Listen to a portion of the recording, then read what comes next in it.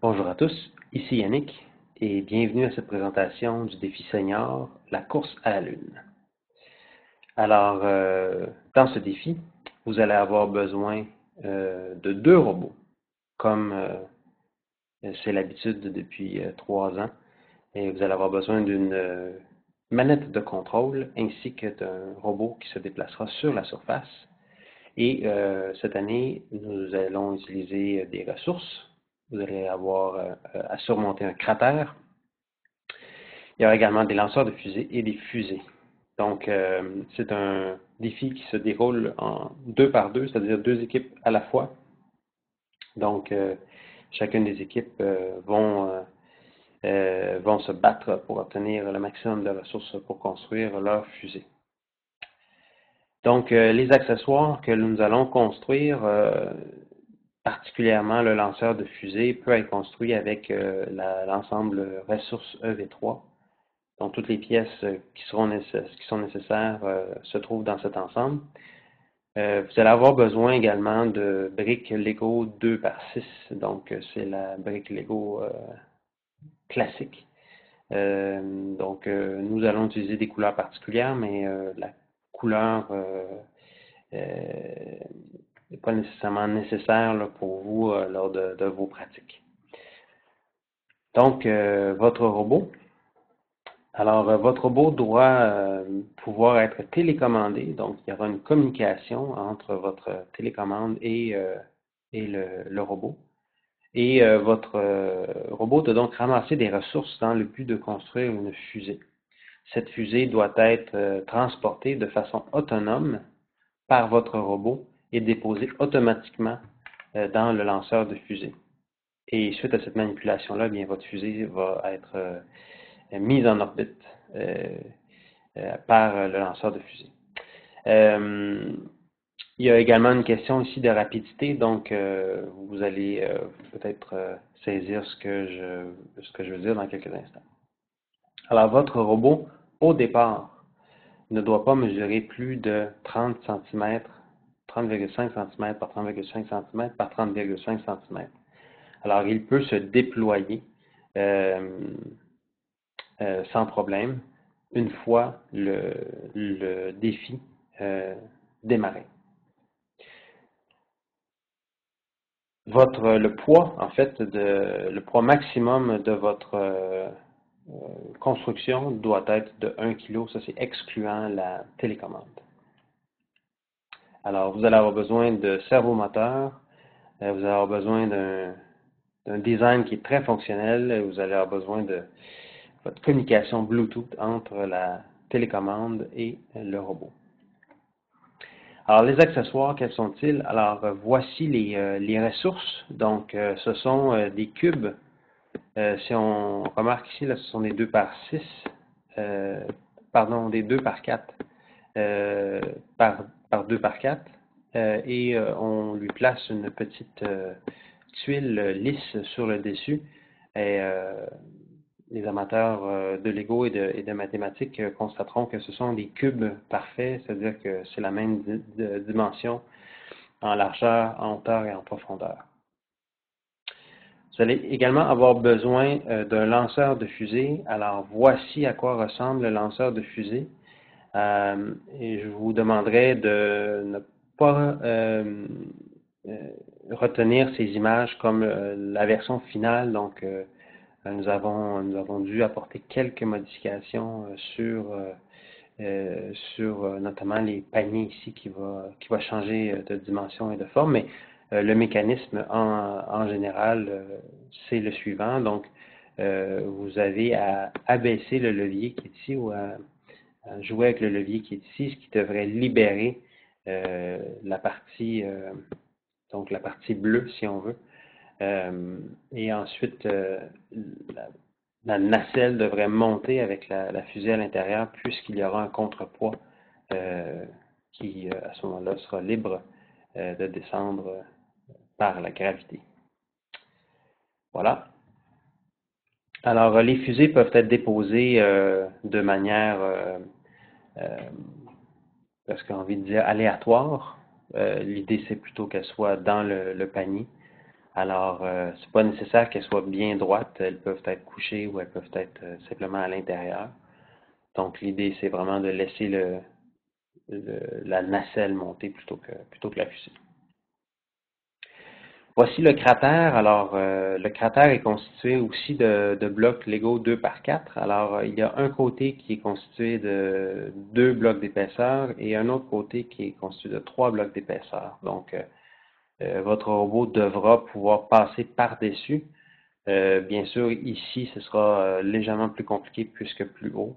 Alors, il y a des côtés du carré qui seront plus difficiles que d'autres à monter. Alors, où est ce cratère? Le cratère, il est placé directement en plein centre. Alors, il va faire le tour du 0,1 et le côté ici de 3 d'épaisseur fera face à la zone numéro 2 et à la zone numéro 4. Et les deux côtés ici de 2 d'épaisseur vont faire face à la zone numéro 1 et la zone numéro 3. Alors, on peut considérer que cette partie-là ici est la zone d'une première équipe et cette partie, c'est la zone d'une deuxième équipe. Alors, l'équipe A va commencer son trajet dans la première zone qui est ici et l'équipe B dans cette zone juste ici. Les rampes de lancement des fusées sont placées directement dans le carré vert, donc la zone 4 et la zone 2. Donc, vous pouvez prendre une photo dans quelques jours de la position exacte du lanceur de fusée sur le tapis, donc on pourra vous communiquer cette information sur peu. Alors, comment ça se passe une ronde exactement? Alors, au départ, le juge va disposer les ressources. Donc, il y a des ressources bleues et rouges. Donc, il y en a 10 de chaque. Est-ce que c'est bien le cas? 9 de chaque, pardon. Alors, il y a 9 ressources de chaque couleur. Alors, ces ressources vont être disposées à peu près n'importe où sur la surface. Et les 2 ressources jaunes, elles vont être placées à l'intérieur du cratère. Le juge va donc démarrer le 4 minutes réglementaire de jeu. Alors, une fois que le compteur est démarré, la première tâche, c'est de ramasser des ressources de votre couleur. Donc, si vous êtes l'équipe rouge, alors vous devez ramasser des blocs rouges, alors que si vous êtes l'équipe bleue, bien sûr, vous ramassez des blocs bleus, et vous devez en ramasser 6 avant de pouvoir passer à la prochaine étape. Alors, ramasser, ça peut vouloir dire simplement les glisser, les ramener dans votre zone. Alors, de cette façon, on symbolise que vous avez ramassé ces blocs. Une fois que vous avez 6 de ces blocs, eh bien, vous allez échanger ces 6 ressources au juge pour les premiers morceaux de fusée que vous allez pouvoir utiliser. Le juge va à ce moment-là remettre les blocs que vous venez de lui remettre en jeu, mais à l'intérieur du cratère. Et donc, vous allez poursuivre la quête de ressources pour augmenter la taille de votre fusée. Donc, pour chaque 2 ressources que vous allez ramener suite aux 6 premières, vous allez obtenir une étage de votre fusée. Alors, bien sûr, plus le jeu va avancer, plus le défi va avancer, plus il va y avoir de ressources à l'intérieur et plus ça va devenir difficile de ramasser ces ressources. Et donc, je suis certain que vous allez trouver des moyens très ingénieux pour aller chercher celles-ci. N'oubliez pas les ressources jaunes qui sont placées dès le départ à l'intérieur du cratère. Et donc, ces ressources vous donnent des points supplémentaires. Vous les recommande dans le guide des règlements. Une fois que vous êtes satisfait de la hauteur de votre fusée, ça peut être en comparaison avec votre équipe voisine ou l'équipe qui joue avec vous, mais à vous de déterminer quand vous en avez assez de construire votre fusée. Alors, vous allez donc amener votre robot à la zone de départ et vous allez lui mettre la fusée que vous venez de construire à bord. Il devra de façon autonome se déplacer dans la zone la plus près, donc Dans ce cas-ci, l'équipe rouge doit utiliser le lanceur numéro 4 et l'équipe bleue doit utiliser le lanceur numéro 2. Et donc, dans ce rendant-là, vous devez déposer la fusée et actionner le mécanisme de façon autonome. Fait intéressant, lorsque vous faites cette étape, vous pouvez modifier votre robot.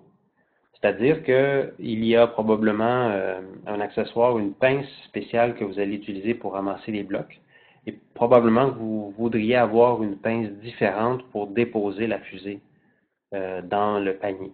Donc, vous pouvez, une fois que le robot est revenu dans la zone de départ, faire des ajustements, changer le bras complètement pour cette dernière étape.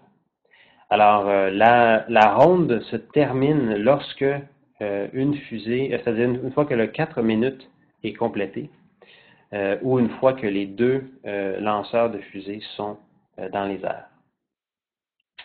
Alors, si vous avez des questions supplémentaires sur ce défi, n'hésitez pas à aller télécharger le guide des règlements, suivez les modifications, les ajustements sur la FAQ, suivez-nous sur Facebook, sur Twitter ou envoyez-nous un courriel. On est là pour répondre à vos questions. Et sur ce, bien, je vous souhaite un beau projet de robotique pédagogique signé Robotique Zone 01.